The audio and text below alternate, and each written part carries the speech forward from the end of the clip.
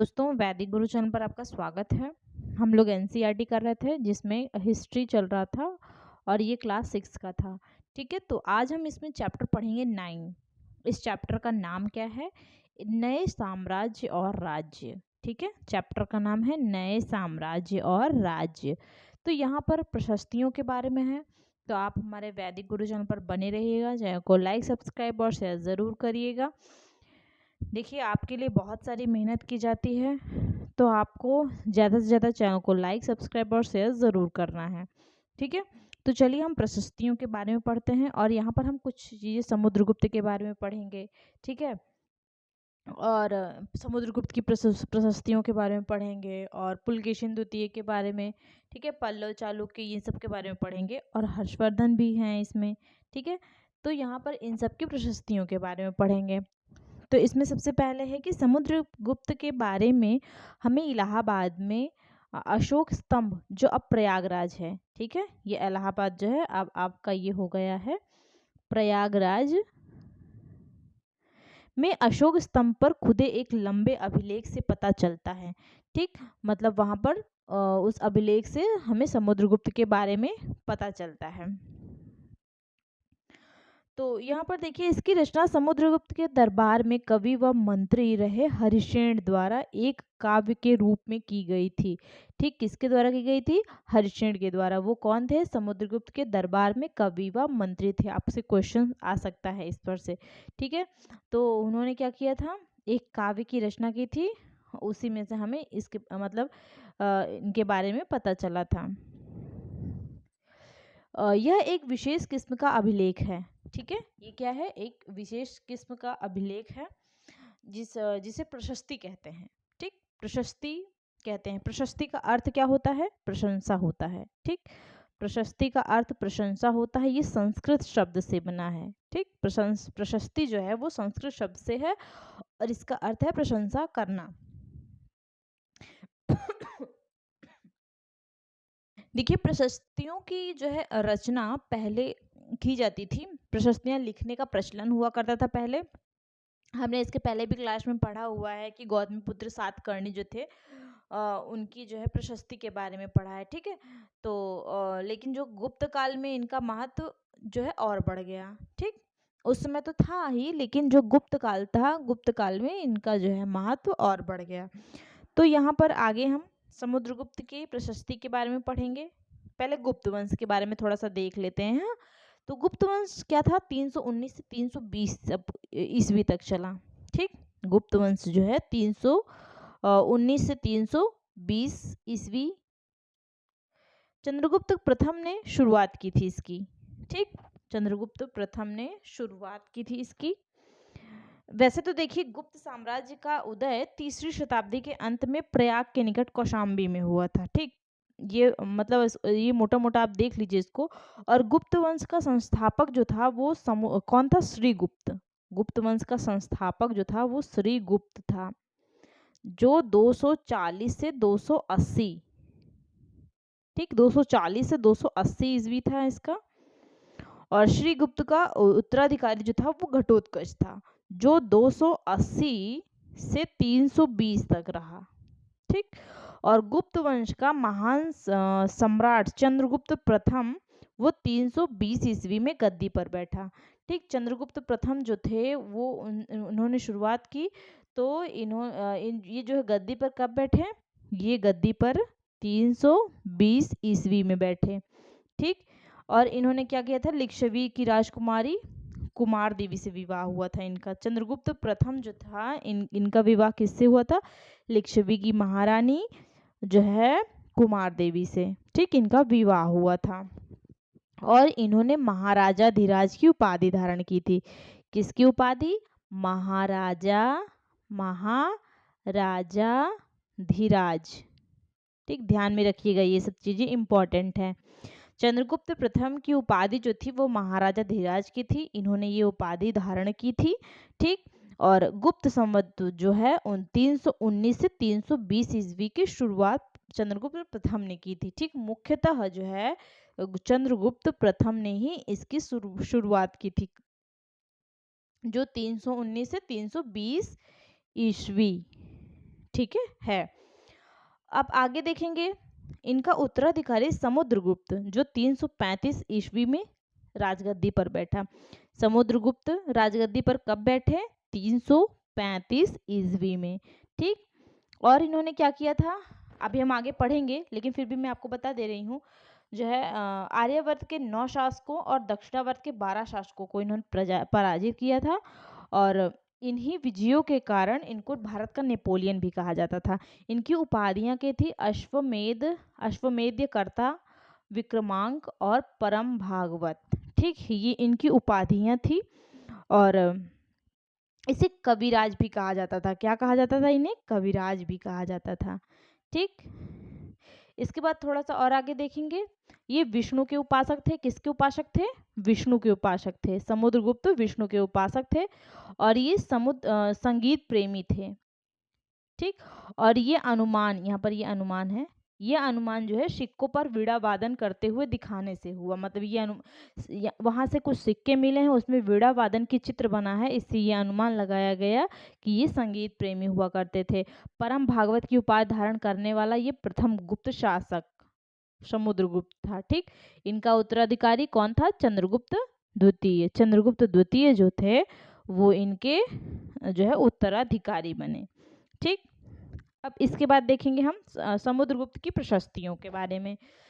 तो देखिए, कवि ने इसमें राजा की एक योद्धा, युद्धों को जीतने वाले राजा, विद्वान तथा एक उत्कृष्ट कवि के रूप में भरपूर प्रशंसा की है। ठीक, समुद्रगुप्त की जो प्रशस्ति है उसमें कवि ने क्या किया है कि इनको राजा की एक योद्धा, युद्धों को जीतने वाला राजा, ठीक है, विद्वान तथा एक उत्कृष्ट कवि के रूप में इनकी खूब प्रशंसा की है। यहाँ तक कि इसे ईश्वर का बराबर बताया है। मतलब ईश्वर के बराबर जो है बताया गया है इनको। और ये प्रशस्ति जो है वो लंबे लंबे वाक्य में है।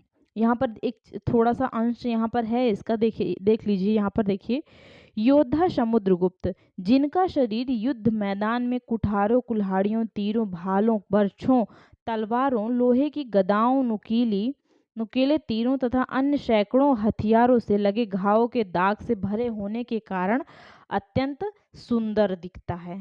ठीक, ये जो है आपका एक वाक्य है। ठीक, ये केवल और केवल एक वाक्य का अंश है। ठीक, इतना। इसके बाद हम आगे देखेंगे। यहाँ पर मानचित्र है। यह मानचित्र इस प्रशस्ति में प्राप्त जानकारियों के आधार पर बनाया गया है। ठीक, यहाँ मतलब जो प्रशस्ति हमें मिली है उसके आधार पर यहाँ पर जो है मानचित्र है, उसी के आधार पर इस मानचित्र को बनाया गया है। ठीक, तो इसमें देखिए क्या है, आर्यावर्त के 9 शासकों, जहाँ जैसा कि मैंने ऊपर बताया आपको कि आर्यावर्त के 9 शासकों को समुद्रगुप्त ने हराकर अपने साम्राज्य में मिला लिया था। वो कौन कौन से थे? यहाँ पर देखिए, ये कन्नौज, प्रयाग, पाटलिपुत्र और ये नालंदा। ठीक, मतलब ये अनुमान लगाया गया है कि ये राज्य रहे होंगे। उसके बाद देखिए क्या हुआ। इसके बाद दक्षिणापथ के 12 शासक आते हैं। इन सब ने हार जाने पर समुद्रगुप्त के सामने समर्पण किया था। ठीक, ये भी जो है हार गए थे, और इन्होंने क्या किया था? समुद्रगुप्त के सामने समर्पण कर दिया था। तब समुद्रगुप्त जो है उन्हें फिर से शासन करने की उन्होंने अनुमति दे दी थी। ठीक, तो उनकी जो है राजधानियां जो है उनको इस मानचित्र में देखिए, यहाँ पर ये जो लाल बिंदु है ना, ये सब उनकी राजधानियां थी, जो 12 शासक थे। ठीक, दक्षिणापथ के पड़ोसी देशों का आंतरिक घेरे में असम, तटीय बंगाल, नेपाल और उत्तर पश्चिम के कई गण या संघ आते हैं। ये समुद्रगुप्त के लिए उपहार लाते हैं थे। ठीक, क्या लाते थे? उनके लिए उपहार लाया करते थे, और उनकी आज्ञाओं का पालन करते थे तथा उनके दरबार में उपस्थित हुआ करते थे। ठीक, तो देखिए, ये जो है तटीय देश थे। कौन कौन से? यहाँ पर असम हो गया। ठीक, कौन कौन से थे? असम थे, बंगाल, नेपाल, उत्तर पश्चिम, ये सभी जो है मतलब इन्होंने क्या किया था? उन पड़ोसी देशों को, ये सभी जो है इनके लिए क्या लाते थे? उपहार लाते थे। ठीक, असम जो है तटीय, आपका तटीय बंगाल हो गया, नेपाल, ठीक, ये सारे क्षेत्र। इसके बाद देखेंगे हम नेक्स्ट, बाह्य इलाके के शासक संभवतः कुषाण तथा शक वंश के थे। इसमें श्रीलंका के शासक भी थे। इन्होंने समुद्रगुप्त की अधीनता स्वीकार की और अपने पुत्रियों का विवाह उससे किया। इन्हें भारत का नेपोलियन कहा गया है। किसको? समुद्रगुप्त को। ठीक है, तो ये रहा आपका श्रीलंका का पार्ट। ठीक, और ये सारे पार्ट जो है यहाँ से यहाँ के राजा जो है हार गए थे, तो उन्होंने अपनी पुत्रियों के विवाह उनसे कर दिया था। ठीक है, नेक्स्ट हम देखेंगे विक्रम संवत। 58 ईसा पूर्व में प्रारंभ होने वाले संवत 58 ईसा पूर्व में प्रारंभ होने वाले विक्रम संवत को परंपरागत रूप से गुप्त राजा चंद्रगुप्त द्वितीय के नाम से जोड़ा जाता है और ऐसा कहा जाता है कि उन्होंने शकों पर विजय के प्रतीक के रूप में इसे संवत की स्थापना की तथा विक्रमादित्य की उपाधि धारण की। ठीक, इसके बाद देखिए जो हमने पहले ऊपर पढ़ा है ना कि वीणा बजाने वाला राजा, यहाँ पर ये सब जो सिक्के मिले हैं उनमें इस प्रकार की आकृति है। तो इसी तरह हम हमने अनुमान लगाया कि वो संगीत प्रेमी हुआ करते थे। समुद्रगुप्त के कुछ अन्य गुणों को सिक्कों पर दिखाया गया है, जैसे इस सिक्के में उन्हें वीणा बजाते हुए दिखाया गया है। ठीक है, इसके बाद नेक्स्ट हम देखेंगे वंशावलियां। वंशावलियों में कैसा था कि एक के बाद एक जैसे वंश चलता है ना, उस तरह से हुआ करता था।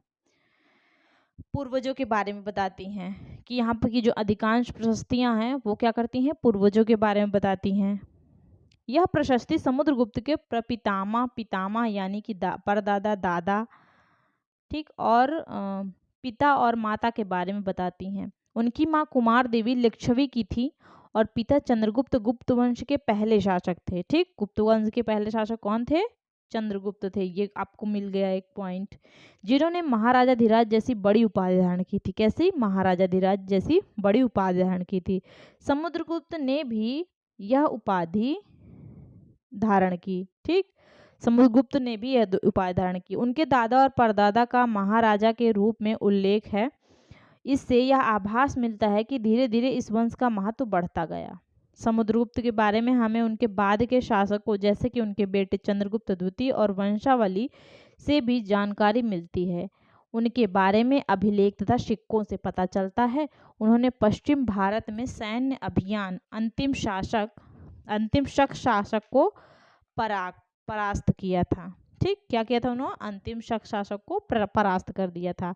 बाद में ऐसा विश्वास किया जाने लगा कि उनका दरबार विद्वानों से भरा हुआ था। ठीक, इसके बाद हम हर्षवर्धन के बारे में पढ़ेंगे। हर्षवर्धन तथा हर्षचरित्र। एक राजा हर्षवर्धन थे। ठीक, जैसे कि गुप्त वंश के शासकों के बारे में अभिलेख और सिक्कों से हमें पता चला है ना, उसी तरह कुछ अन्य शासकों के बारे में भी जीवनी से पता चला है। ठीक, तो ऐसे एक राजा जो थे वो हर्षवर्धन थे। तो उन्होंने करीब 1400 साल पहले शासन किया। उनके दरबारी कवि बाणभट्ट ने संस्कृत में उनकी जीवनी हर्षचरित लिखी है। ठीक, हर्षचरित किसने लिखी थी? बाणभट्ट ने लिखा था। इसमें हर्षवर्धन की वंशावली देते हुए उनके राजा बनने तक का वर्णन है। चीनी तीर्थयात्री श्वेनत सांग, इसको ह्वेनसांग भी पढ़ते हैं। ठीक, काफी समय के लिए हर्ष के दरबार में रहे। हर्ष अपने पिता के सबसे बड़े बेटे नहीं थे, पर उनके पिता और बड़े भाई की मृत्यु हो जाने पर थानेसर के राजा बने। उनके बहनोई कन्नौज के शासक थे। जब बंगाल, ये बंगाल है, ठीक है, जब बंगाल के शासक ने उन्हें मार डाला तो हर्ष ने कन्नौज को अपने अधीन कर लिया और बंगाल पर आक्रमण कर दिया। ठीक, तो ये सब हर्षवर्धन का है। तो हर्षवर्धन जो थे वो राज्यवर्धन की मृत्यु के बाद 606 ईस्वी में जब वो 16 वर्ष की अवस्था में थे तब हर्षवर्धन को थानेश्वर की गद्दी पर बिठाया गया। कितने वर्ष के? 16 वर्ष के थे जब। ठीक, राज्यवर्धन की मृत्यु के बाद तो हर्षवर्धन को 16 वर्ष की अवस्था में किसकी गद्दी पर? थानेश्वर की गद्दी पर बिठाया गया। ठीक, ये रहा ना कि जो है बड़े भाई की मृत्यु के बाद थानेश्वर के राजा बने ये। ठीक। और इनके बहनोई जो थे वो कन्नौज के शासक थे। इसके बाद क्या हुआ कि हर्ष को शिलादित्य के नाम से भी जाना जाता है। किसके नाम से? शिलादित्य। ठीक, शिलादित्य, शिलादित्य के नाम से जाना जाता है।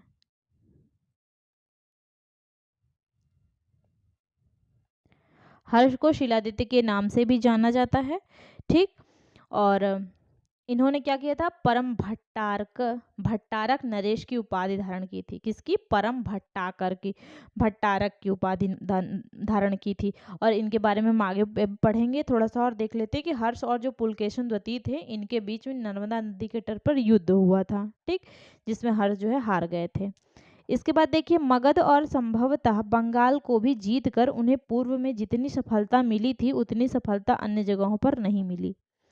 जब उन्होंने, हम इस मतलब ये देखिए ह्वेन सॉन्ग मतलब स्वैन सॉन्ग जो है, इसके बारे में हमने इसके पहले वाले भी चैप्टर में पढ़ा है कि ये जो है हर्ष के दरबार में रहे। ठीक, मतलब उन्होंने वहाँ पर जो कुछ देखा उसका विस्तृत वर्णन भी किया हुआ था। ठीक, तो यहाँ पर देखिए जो है मगध तथा संभवतः बंगाल को भी जीतकर उन्हें पूर्व में जितनी सफलता मिली थी उतनी सफलता अन्य जगहों पर नहीं मिली। जब उन्होंने नर्मदा नदी के पार कर दक्कन की ओर आगे बढ़ने की कोशिश की तब चालुक्य नरेश पुलकेशिन द्वितीय ने उन्हें रोका। ठीक, पुलकेशिन के साथ उनकी जो है लड़ाई हुई थी नर्मदा नदी पर, लेकिन जो है हर्ष की पराजय हुई थी उसमें। और जो हेनसांग है, ये स्वैनत संघ है ना, आपका जो एनसीईआरटी है उसमें स्वैनत सॉन्ग ही दिया है, तो ये ह्वेनसांग भी कहा जाता है इनको। तो चीनी यात्री थे ये, और ये हर्षवर्धन के काल में ही आए थे। ठीक, और ह्वेनसांग के बारे में थोड़ा सा, हाँ, और ह्वेनसांग के बारे में थोड़ा सा आप पढ़ेंगे कि ये क्या था। ये यात्रियों में राजकुमार, नीति का पंडित एवं वर्तमान शाक्य मुनि कहा जाता है। ठीक, और वो नालंदा विश्वविद्यालय में पढ़े एवं बौद्ध ग्रंथ संग्रह करने के उद्देश्य से भारत आया था। अब आगे हम देखेंगे पल्लव, चालुक्य और पुलकेशिन द्वितीय की प्रशस्तियां। ये क्या बताती हैं? पल्लव और चालुक्य दक्षिण भारत के सबसे महत्वपूर्ण राजवंश थे। पल्लवों का राज्य उनकी राजधानी कांचीपुरम के आसपास के क्षेत्रों से लेकर कावेरी नदी के डेल्टा तक फैला था, जबकि चालुक्यों का राज्य कृष्णा और तुंगभद्रा नदी के बीच में स्थित था। चालुक्यों की राजधानी ऐहोल थी। यह एक प्रमुख व्यापारिक केंद्र था। धीरे धीरे यह एक धार्मिक केंद्र भी बन गया, जहाँ कई मंदिर थे। पल्लव और चालुक्य एक दूसरे की सीमाओं का अतिक्रमण करते थे। मुख्य रूप से राजधानियों को निशाना बनाया जाता था। जो समृद्ध शहर थे, पुलकेशिन द्वितीय सबसे प्रसिद्ध चालुक्य राजा थे।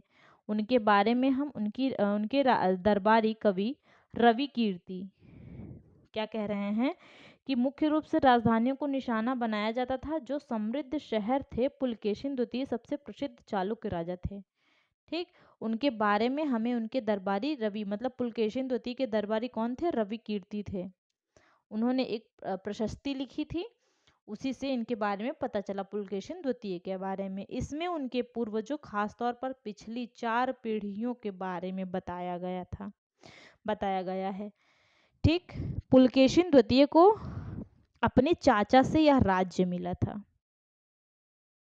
देखिए, एक महाकूट स्तंभ लेख है, उससे प्रमाणिक होता है कि जो पुलकेशिन द्वितीय थे ये बहुसुवर्ण एवं अग्निष्टोम यज्ञ संपन्न करवाए थे। ठीक, क्या? बहुसुवर्ण एवं बहुसुवर्ण और अग्निष्टोम, ठीक, नामक यज्ञ संपन्न करवाया था इन्होंने। ठीक, जिनेन्द्र का मेगुती मंदिर पुलकेशिन द्वितीय ने बनवाया था।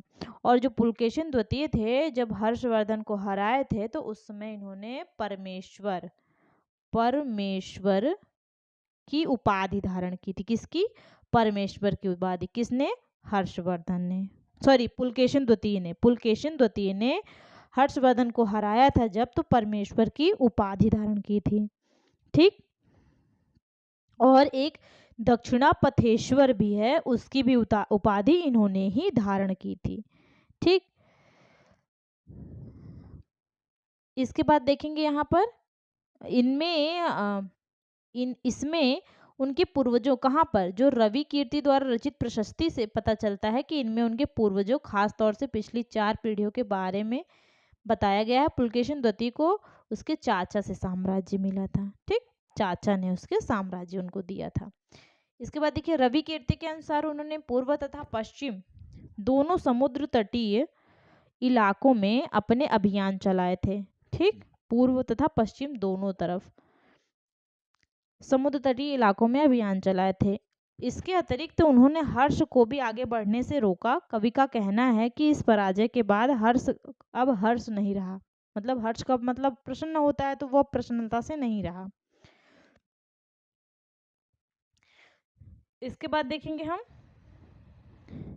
जो है क्या कहा जाता है कि पुलकेशिन द्वितीय जो था इसने पल्लव राजा के ऊपर भी आक्रमण किया था, जिसे कांचीपुरम की दीवार के पीछे शरण लेनी पड़ी थी। ठीक, पर चालुक्यों की विजय जो थी वो अल्पकालीन थोड़े समय के लिए थी। ये भी तो चालुक्य राजा ही था ना, पुलकेशिन द्वितीय। तो लड़ाई से दोनों वंश जो है दुर्बल हो गए और पल्लवों और चालुक्यों को अंततः राष्ट्रकूटों तथा चोल वंशों से समाप्त कर दिया। ठीक, चालुक्यों को किसने समाप्त किया था? राष्ट्रकूट और चोल वंश ने समाप्त किया था। इसके बाद देखेंगे हम पुलकेशिन द्वितीय ने पल्लव राजा के ऊपर आक्रमण किया था, जिसे कांचीपुरम की दीवार के पीछे शरण लेनी पड़ी। पर चालुक्यों की विजय अल्पकालीन थी, थोड़े समय के लिए थी। लड़ाई से दोनों वंश दुर्बल हो गए। पलोता चालुक्यों को अंततः राष्ट्रकूट तथा चोल वंशों ने समाप्त किया। ठीक, इन राज्यों का प्रशासन कैसे चलता था? भूमि कर सबसे महत्वपूर्ण था। ये लोग क्या करते थे? भूमि कर लेते थे, जो सबसे बहुत महत्वपूर्ण था इनके लिए। प्रशासन की प्राथमिक इकाई गांव होते थे, लेकिन धीरे धीरे कई नए बदलाव आए। राजाओं ने आर्थिक, सामाजिक, राजनीतिक या सैन्य शक्ति रखने वाले लोगों को समर्थन जुटाने के लिए कई कदम उठाए। जैसे कि क्या किया उन्होंने? उदाहरण के तौर पर कुछ महत्वपूर्ण प्रशासनिक पद आनुवंशिक बन गए। मतलब क्या होता था कि बेटे अपने पिता का पद पाते थे। ठीक, कवि हरिश्चंद्र अपने पिता की तरह महादंड नायक अर्थात मुख्य न्याय अधिकारी थे। कभी कभी एक ही व्यक्ति कई पदों पर कार्य करता था। जैसे कि हरिश्चंद्र एक महादंड नायक होने के साथ साथ कुमारा मात्य अर्थात एक महत्वपूर्ण मंत्री तथा एक संधि विग्रहिक अर्थात युद्ध और शांति के विषय का भी मंत्री था। ठीक, संभवतः वहां का स्थानीय प्रशासन में मुख्य व्यक्तियों का बहुत बोलबाला था। इनमें नगर श्रेष्ठी यानी मुख्य बैंकर या शहर का व्यापारी सार्थवाह यानी व्यापारियों के काफिले का नेता था। सार्थवाह मतलब व्यापारियों के काफिले का नेता। प्रथम कुलिक अर्थात मुख्य शिल्पकार, कुलिक मतलब मुख्य शिल्पकार तथा कायस्थों यानी लिपिकों, कायस्थ मतलब लिपिक के प्रधान जैसे लोग होते थे। ठीक, इसके बाद एक नए प्रकार की सेना। कुछ राजा एक सुसंगठित सेना रखते थे। ठीक, क्या रखते थे? एक सुसंगठित सेना रखा करते थे, जिसमें हाथी, रथ, घुड़सवार और पैदल सिपाही होते थे। पर इनके साथ साथ कुछ सेना नायक भी होते थे, जो आवश्यकता पड़ने पर राजा को सैनिक सहायता दिया करते थे। ठीक, इन सेना नायकों को कोई नियमित वेतन नहीं दिया जाता था। बदले में इनमें से कुछ को भूमि दान दिया जाता था। ठीक, और उसी से वो मतलब जो भूमि दान दिया गया है उसी से वो कर वसूलते थे, जिससे वे सेना तथा घोड़ों की देखभाल करते थे। साथ ही वे इनसे युद्ध के लिए हथियार जुटाते थे। इस तरह के व्यक्ति सामंत कहलाते थे। जहाँ कहीं भी सामंत शासक दुर्बल होते थे, ये सामंत स्वतंत्र होने की कोशिश करते थे। ठीक, कि हम अब स्वतंत्र हो जाएं। इसके बाद दक्षिण के राज्यों में सभाएं। पल्लवों के अभिलेख में कई स्थानीय सभाओं की चर्चा है। इनमें से एक था ब्राह्मण भूस्वामियों का संगठन, जिसे सभा कहते थे। ये सभाएं उपसमितियों के जरिए सिंचाई, खेती बाड़ी से जुड़े विभिन्न काम, सड़क निर्माण, स्थानीय मंदिरों की देखरेख आदि का काम करती थी। जिन इलाकों के भूस्वामी ब्राह्मण नहीं थे, उन्हें उर नामक ग्राम सभा के होने की बात कही गई। नगर में व्यापारियों के इस संगठन का नाम था। उर जो थे वो नगर के व्यापारियों के संगठन का नाम था। संभवतः इन सभाओं पर धनी तथा शक्तिशाली भूस्वामियों और व्यापारियों का नियंत्रण था। इनमें से बहुत सी स्थानीय सभाएं शताब्दियों तक काम करती रहीं। ठीक, इसके बाद देखिए उस जमाने में आम लोग जो थे वो कैसे थे। हमें ये सब चीज़ें नाटकों से भी देखनी पड़ती है कि जो कालिदास ने अपने नाटक में राज दरबार के जीवन के चरित्र के लिए प्रसिद्ध है, जीवन के चित्रण के लिए प्रसिद्ध है। इन नाटकों में एक रोचक बात यह है कि राजा और अधिकांश ब्राह्मणों को संस्कृत बोलते हुए दिखाया गया है, जबकि अन्य लोग तथा महिलाएं प्राकृत बोलते हुए दिखाए गए हैं। उनका सबसे प्रसिद्ध नाटक अभिज्ञान शाकुंतलम, जिसके बारे में आप लोग जानते होंगे, दुष्यंत और शकुंतला की कहानी थी उसमें, नामक एक राजा और शकुंतला नाम की एक युवती की प्रेम कहानी है। इस नाटक में एक गरीब मछुआरे के साथ राज कर्मचारियों के दुर्व्यवहार की बात कही गई है। ठीक, संस्कृत जो पढ़ा होगा उसने इस कहानी को पढ़ा होगा, लेकिन यहाँ पर कहानी दी हुई है। इसमें क्या होता है कि एक कीमती अंगूठी होती है, ठीक है, दुष्यंत ने शकुंतला को दी हुई होती है, तो वो अंगूठी जो है खो जाती है शकुंतला से, और मतलब दुर्घटनावश वो खो जाती है, तो एक मछली के पेट में चली जाती है। तो मछुआरा जब मछली पकड़ने जाता है तो उसको ये अंगूठी मिलती है।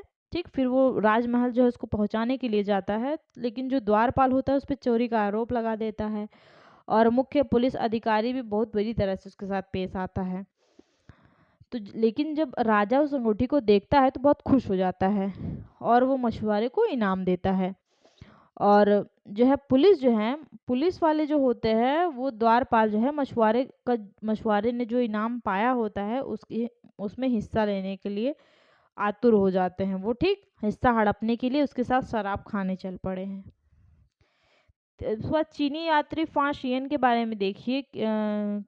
फाशियन का ध्यान उन लोगों की दुर्गति पर पड़ता है। ठीक, उन लोगों ने जैसे उसके साथ दुर्गति की थी उस पर उसका निगाह पड़ती है। तो जिन्हें ऊंचे और शक्तिशाली लोग अछूत मानते थे, उन्हें शहरों के बाहर रहना पड़ता था।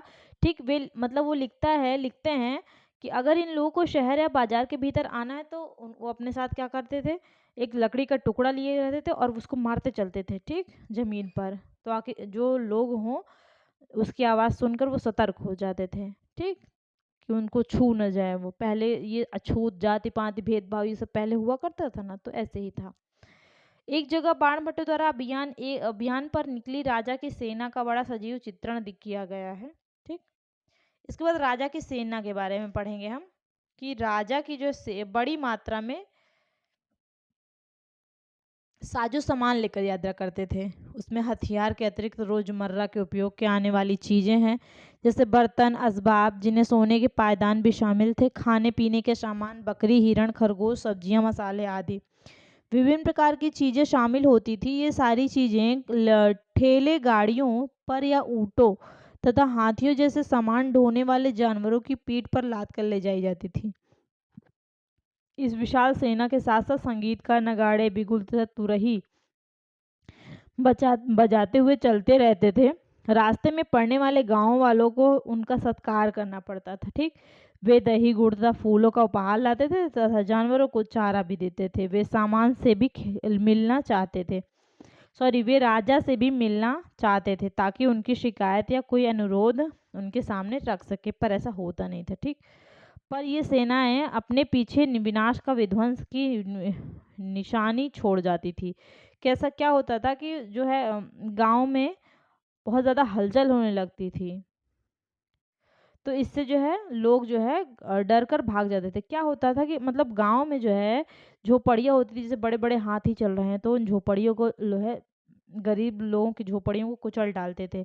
और जो व्यापारियों के काफिले हैं, ये जो बैल होते थे, ये हलचल के कारण जूते बैल जो थे वो हलचल के कारण डर कर भाग खड़े होते थे। ठीक, बैल से तो वो लोग खेती करते थे ना, तो वो बैल क्या करते थे, इस हलचल से डर कर भाग जाते थे।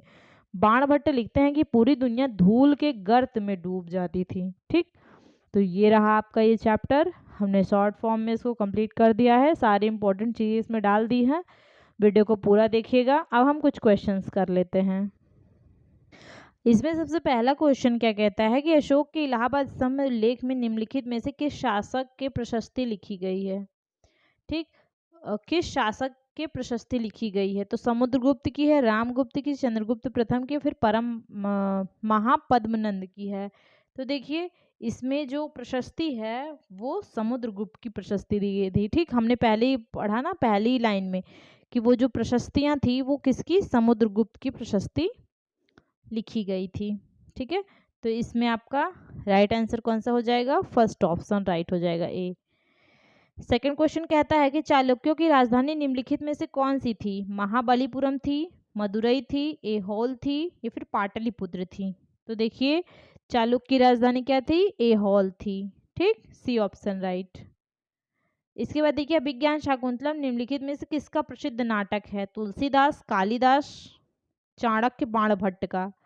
तो इसमें राइट आंसर आपका कालिदास होगा। ठीक है, इसके बाद देखिए दक्षिण भारत के राज्यों को विभिन्न स्थानीय सभाओं के संदर्भ में निम्नलिखित में से कौन सा सही सुमेलित है?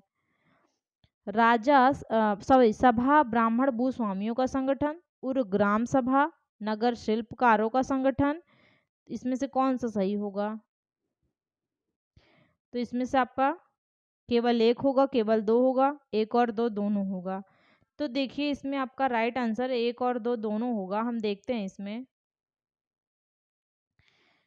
कि देखिए दक्षिण भारत के राज्यों की विभिन्न स्थानीय सभाओं के संदर्भ में ना, कि स्थानीय सभा कैसे होती थी? सभा जो है वो ब्राह्मण भूस्वामियों का संगठन हुआ करता था उसमें, और उरु ग्राम सभा होती थी। ठीक, तो इसमें आपका एक और दो दोनों right answer C option. Ravi Kirti निम्नलिखित में से किसके दरबारी कवि थे? समुद्रगुप्त, पुलकेशिन द्वितीय, चंद्रगुप्त प्रथम, लक्ष्मण सेन की? तो इसमें राइट आंसर पुलकेशिन द्वितीय के थे, B option right. Six question, Harishena निम्नलिखित में से किसका दरबारी कवि था? श्रीगुप्त, चंद्रगुप्त द्वितीय, चंद्रगुप्त प्रथम, समुद्रगुप्त? तो देखिए हरिशेन जो थे वो समुद्रगुप्त के दरबारी थे, सॉरी हाँ ये Samudragupta, D option right. Seven question, Kanchipuram निम्नलिखित में से किसकी राजधानी थी? सातवाहन, चेर, चालुक्य और या फिर पल्लव? तो इसका राइट आंसर हो जाएगा पल्लव। नर्मदा नदी पर सम्राट हर्ष के दक्षिण की ओर बढ़ने का कोशिश को किसने रोका? पुलकेशिन प्रथम, पुलकेशिन द्वितीय, विक्रमादित्य प्रथम, विक्रमादित्य द्वितीय? तो इसमें आपका राइट आंसर हो जाएगा पुलकेशिन द्वितीय, इसी ने तो हराया था ना। निम्नलिखित में से कौन हर्ष के काल में भारत आया? ह्वेनसांग, मेगास्थनीज, फाहियान, इनमें से कोई नहीं। तो वो ह्वेनसांग जो है आपका लिखा है ना उसमें, वो ह्वेनसांग ही है, ह्वेनसांग। ठीक, ए ऑप्शन राइट। बाणभट्ट निम्नलिखित में से किसके दरबारी कवि थे? कुमारगुप्त, विष्णुगुप्त, हर्षवर्धन, स्कंदगुप्त? तो इसमें आपका राइट आंसर आ जाएगा हर्षवर्धन। कालिदास निम्नलिखित में से किसके दरबार में थे? चंद्रगुप्त द्वितीय, चंद्रगुप्त प्रथम, समुद्रगुप्त, श्रीगुप्त? तो इसमें राइट आंसर चंद्रगुप्त द्वितीय। शक विजेता निम्नलिखित में से किसे कहा जाता था? चंद्रगुप्त द्वितीय, चंद्रगुप्त प्रथम, समुद्रगुप्त, श्रीगुप्त? तो इसमें राइट आंसर चंद्रगुप्त द्वितीय। प्रयाग प्रशस्ति का संबंध किस शासक से है? चंद्रगुप्त द्वितीय, चंद्रगुप्त प्रथम, समुद्रगुप्त, श्रीगुप्त? तो ये आपका right answer C option Samudragupta. परम भागवत उपाधि धारण करने वाला प्रथम गुप्त शासक था, कौन था? समुद्रगुप्त, चंद्रगुप्त प्रथम, चंद्रगुप्त द्वितीय, रामगुप्त? तो इसमें आपका राइट आंसर हो जाएगा चंद्रगुप्त द्वितीय। परम भागवत, ठीक, समुद्रगुप्त ने भी जो है बाद में उसको धारण किया था। पृथिव्या प्रथम वीर उपाधि थी किसकी? समुद्रगुप्त, राजेंद्र प्रथम, चंद्रगुप्त प्रथम, गौतमीपुत्र, सातकर्णी? तो इसमें राइट आंसर समुद्रगुप्त। गुप्त वंश के किस शासक ने सर्वप्रथम महाराजाधिराज जैसी बड़ी उपाधि धारण की थी? चंद्रगुप्त प्रथम, चंद्रगुप्त द्वितीय, समुद्रगुप्त, रामगुप्त? राइट आंसर इसका हो जाएगा चंद्रगुप्त प्रथम।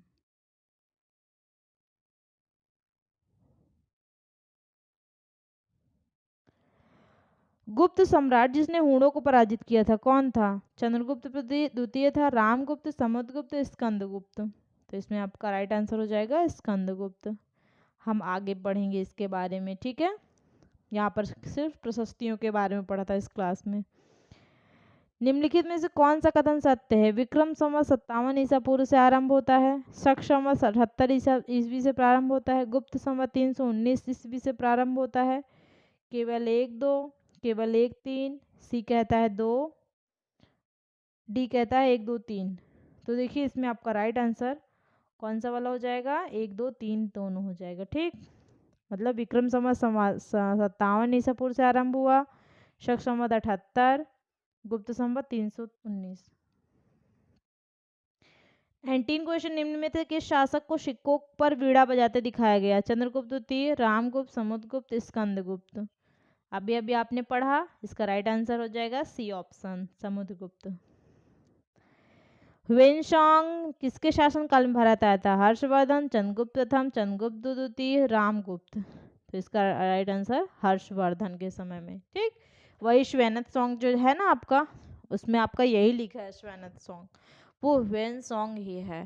ठीक, तो आपका एनसीईआरटी में हिस्ट्री में आपका यही लिखा है श्वेनत सॉन्ग है, तो वो लेकिन वो ह्वेनसांग होगा। तो ये हर्षवर्धन के समय में आए थे। ठीक, चीन से आए थे। ठीक, तो ये आपके 20 क्वेश्चंस रहे।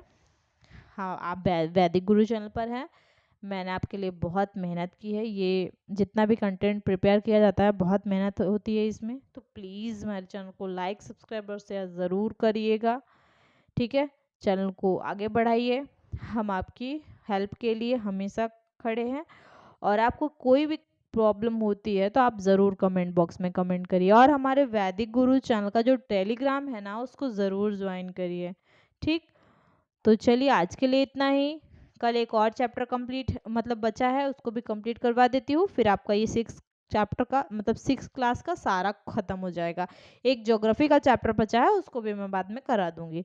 ठीक है, तो आज के लिए इतना ही, धन्यवाद।